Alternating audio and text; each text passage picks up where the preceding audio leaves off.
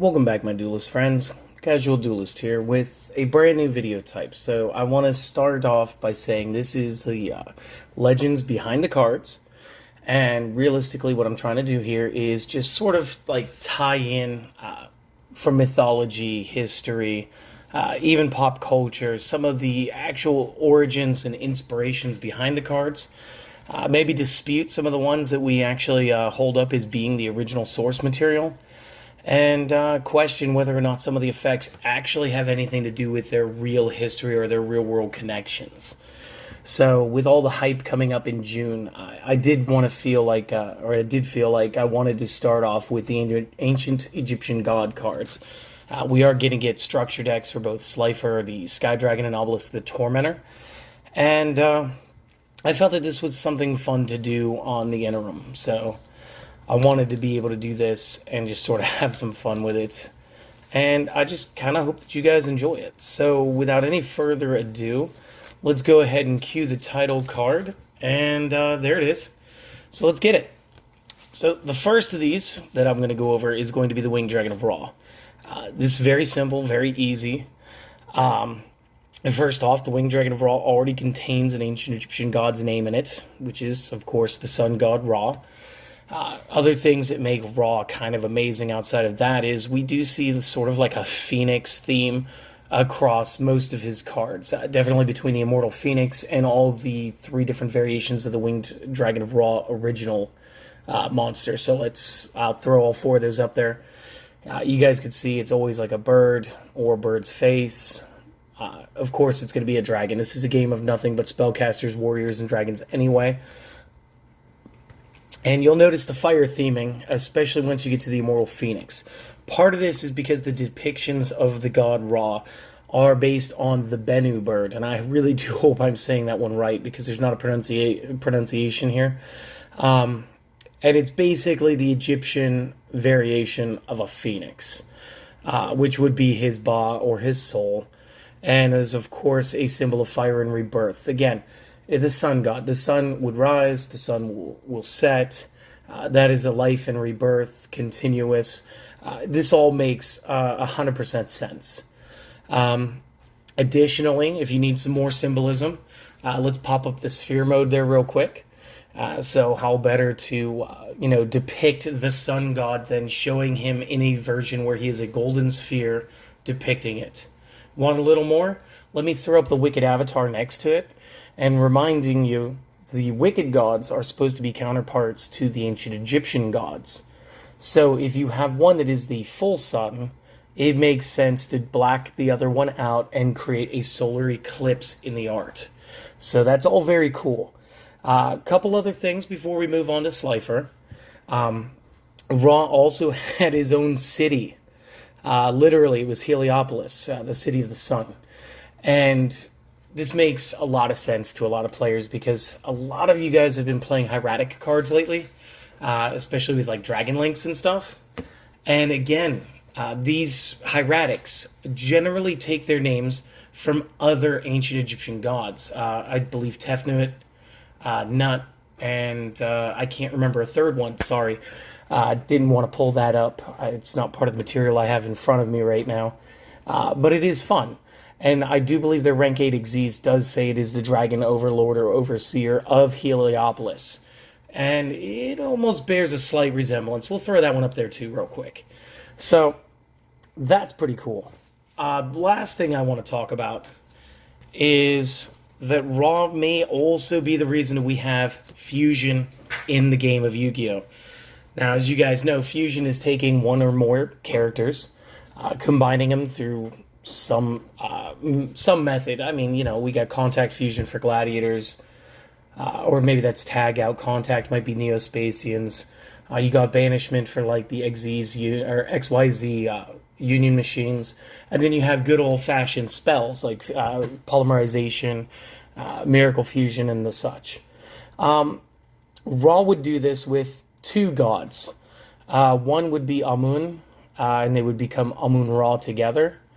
And then additionally, I believe it was actually his son, maybe. There are quite a few Horuses in the hierarchy here. but he would be taken into the god Horus and become Ra Harakati. And that name should bear a little bit of resemblance to this card here. I'm going to put this up. I want to say this is Harakati, creator of light or whatever. I will, of course, put the actual name or the translated name on screen for you guys. So as I'm talking about it, it's already there. And this card's actually an instant win that I do not believe has made its way to the TCG yet, because it is not yet in one of my collections.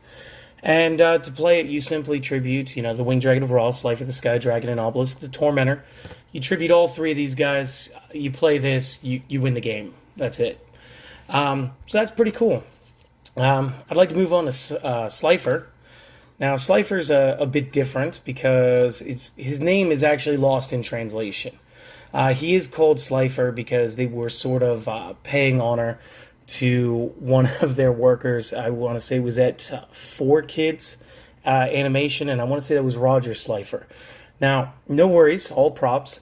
I think the name Slifer still sounds pretty tough and works for the card, but if we go to the actual Japanese translation of this, we do find that his name is, again, just right there, just in bold. It is Osiris the Heaven Dragon. Now, Osiris is an ancient Egyptian god.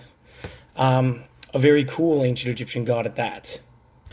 But amongst the things that make Osiris great is you do need to know that he is a god of life, death, and fertility. Osiris is also one of the oldest gods amongst the records that they found. Not saying that he is the oldest. They may find some more stuff. Obviously, the researchers and historians are always digging up new stuff, which is cool. But he was also a redeemer and merciful judge of the dead in the afterlife. And also the underworld agent that grants life, including that of vegetation, flooding of the Nile River. So that's kind of where the fertility part comes in. But what we gathered from that last sentence was he was a judge. So real quick, this makes Slifer's second effect, maybe it's third, way more telling as far as who he is. And that would be the second mouth attack for everybody who watched the television series like I did. So if a monster or monsters is normal or special summoned to your opponent's field in face-up attack position, that monster or monsters lose 2,000 attack points. Then if their attack has been reduced to 0 as a result, destroy it. So very, very clearly, Slifer is judging things because Osiris was a judge. And this makes 100% sense.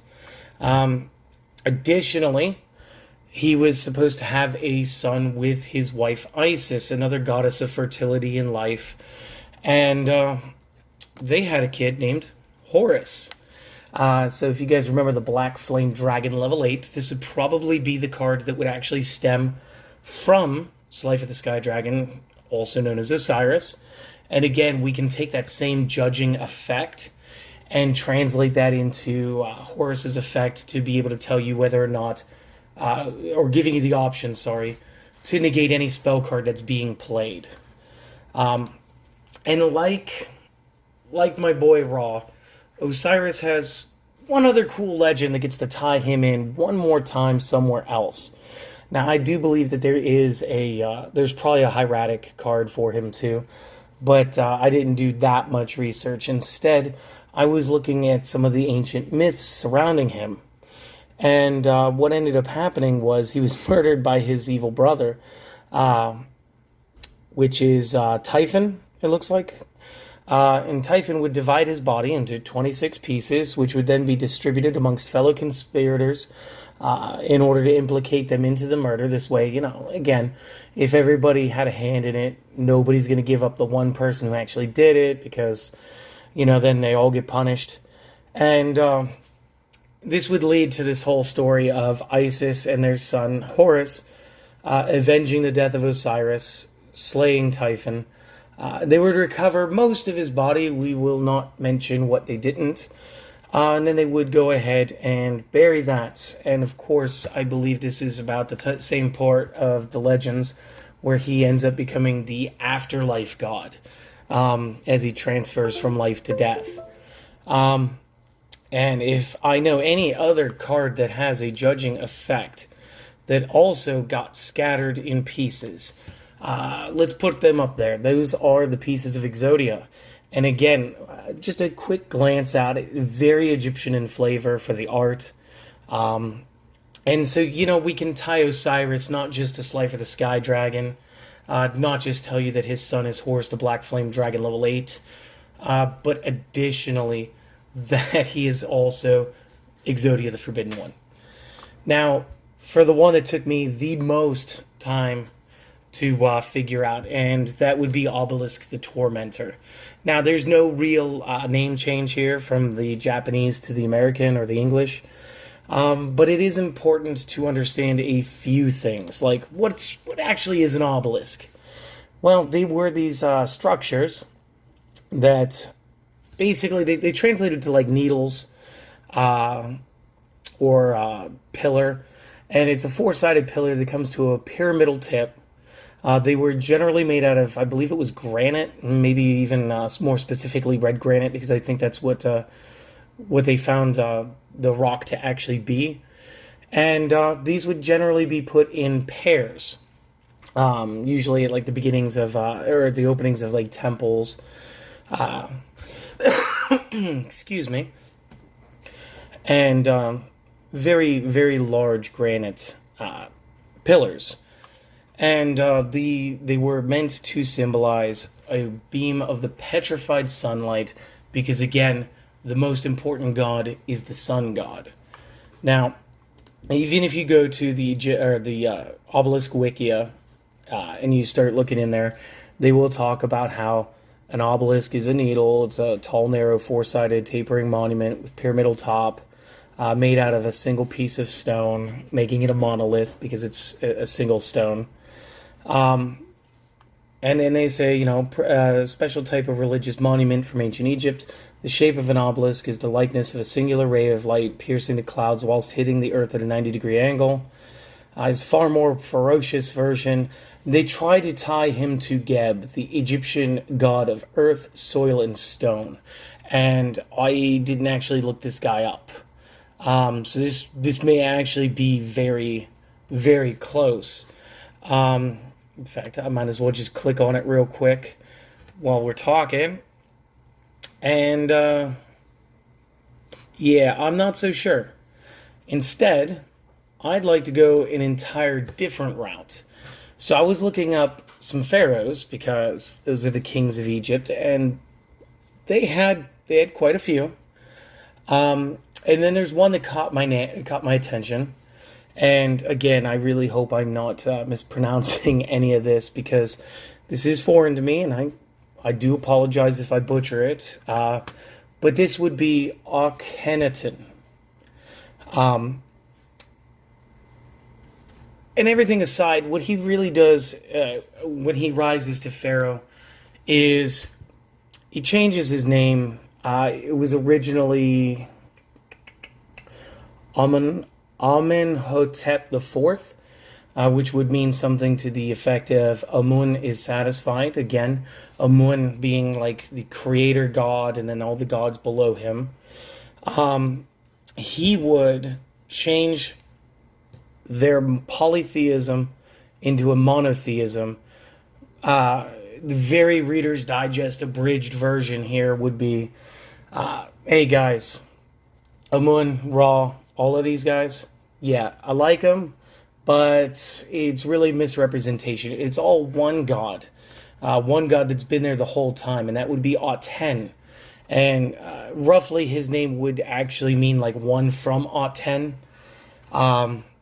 And Aten would also, very similar to how they would say that the petrified sunlight, the obelisks, would contain the spiritual forces, would try to gather the life-giving energy of the sun and the light.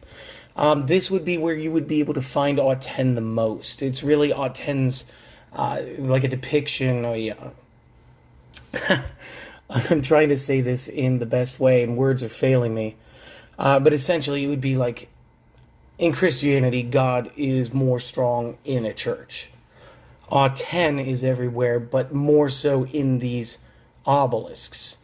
And this could kind of give you a reason why Obelisk is so tough.